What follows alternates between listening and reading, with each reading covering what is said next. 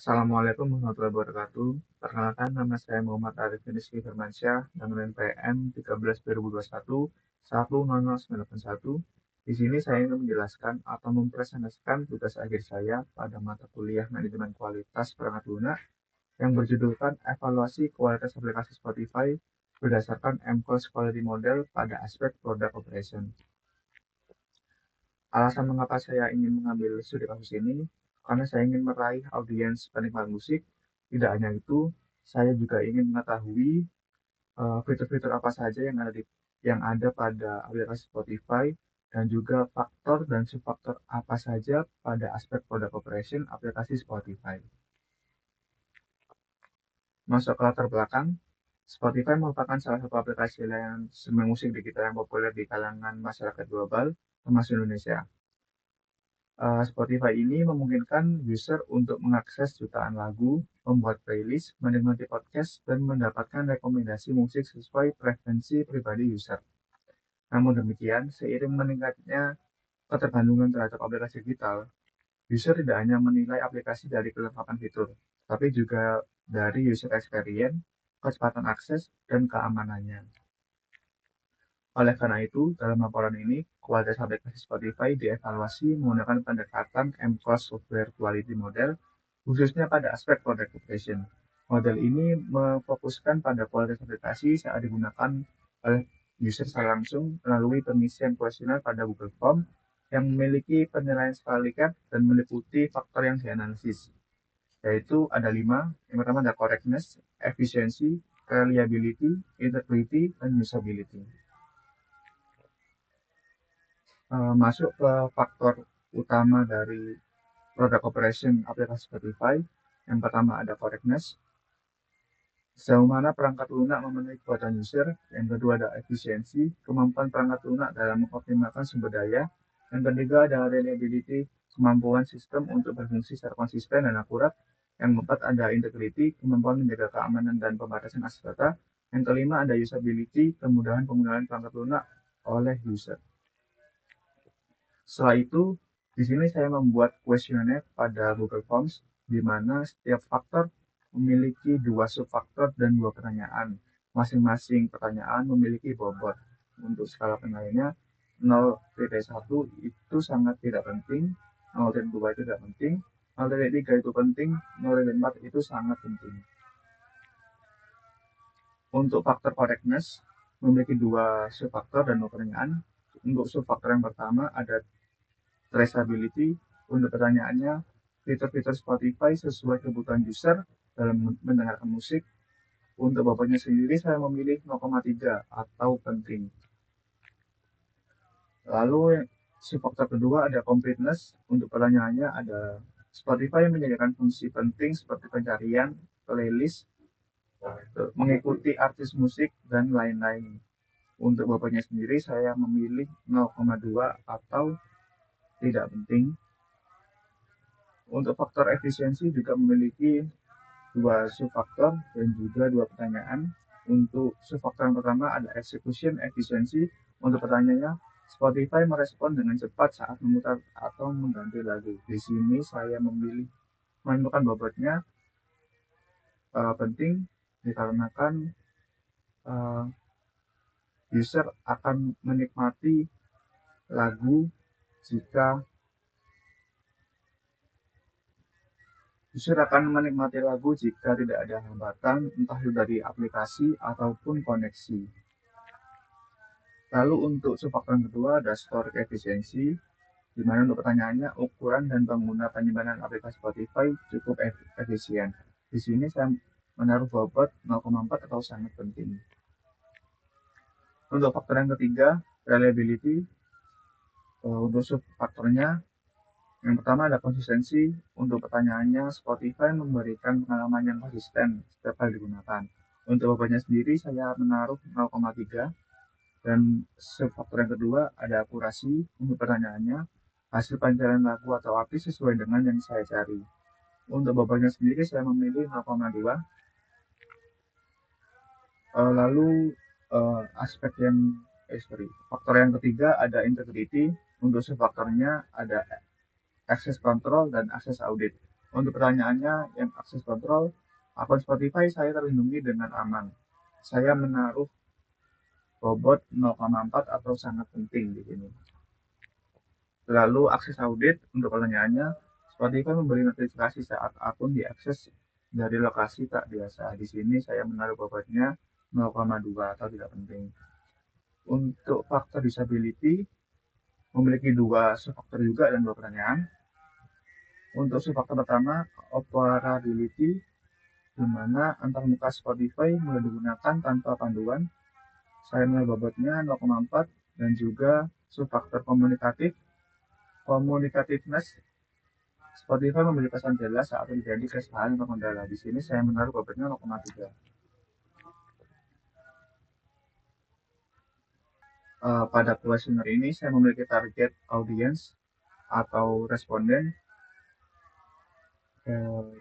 yang berjumlah 20 responden, tetapi saya tidak mendapatkan responden sesuai target saya, di mana responden yang saya dapat saat ini adalah 16 responden. 14 responden. Masuk ke pembahasan. Di sini terdapat skala di mana responden menginput apakah pada pertanyaan completeness ini mereka setuju, sangat harus setuju, tidak setuju, netral, setuju atau sangat setuju. Lalu untuk kriterianya ditentukan menggunakan rumus, di mana rumusnya itu jumlah responden yang mengisi pada skala Likert dikali skala Likert berapa, lalu ditambah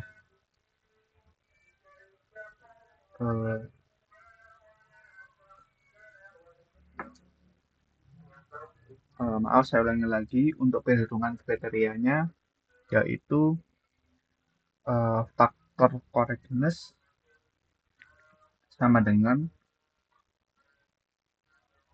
bobot yang bergantung pada produk dan kepentingan, yang ini dikali dengan metrik yang mempengaruhi faktor super quality, lalu ditambah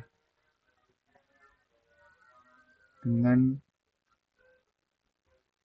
bobot dan metrik selanjutnya, sehingga dapat dihasilkan kriteria pada setiap faktor dan subfaktornya.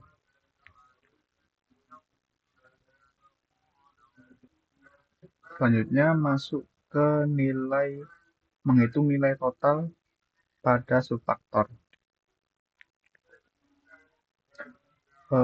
Untuk faktor correctness, untuk subfaktor konsistensi pada faktor correctness,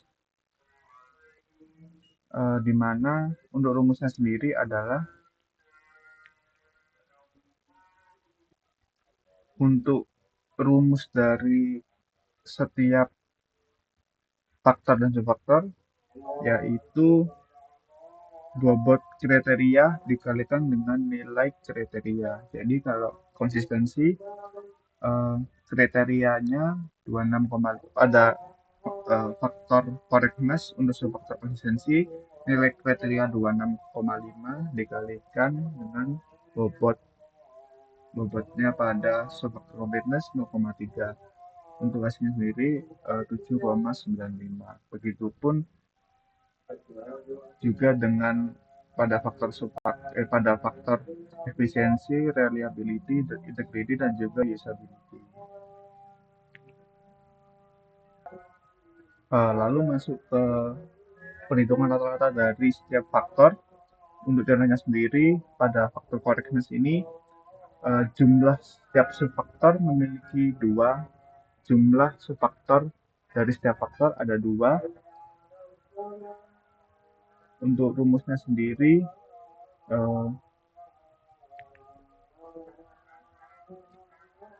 yaitu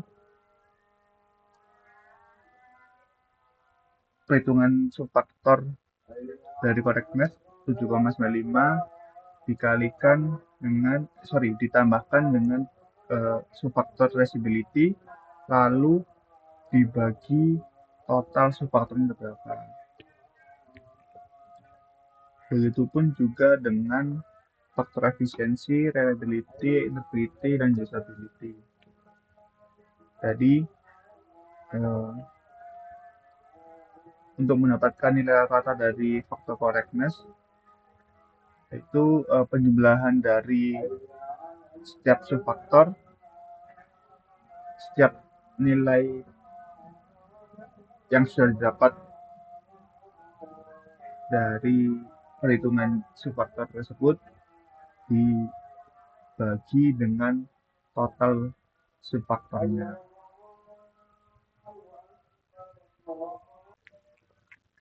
Lalu masuk ke perhitungan faktor dalam persentase, di mana rumusnya adalah nilai yang sudah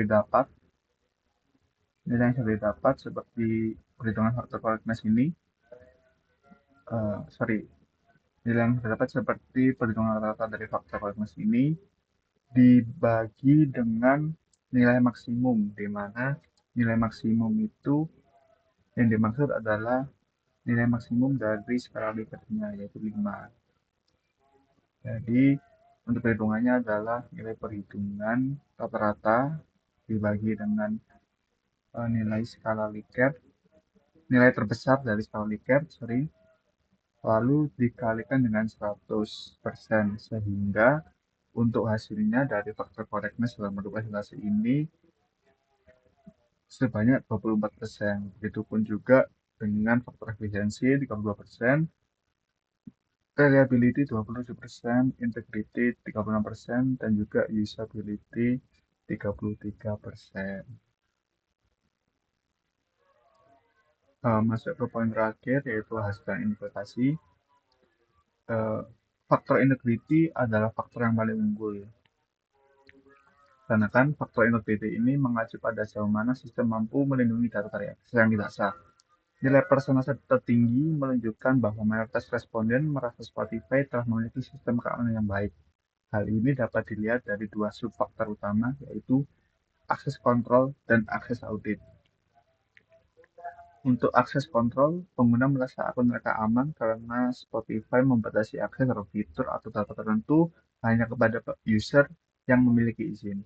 Untuk akses audit, Spotify memberikan pemberitahuan atau notifikasi apabila terjadi aktivitas mencurigakan, misalnya saat ingin login dari perangkat baru.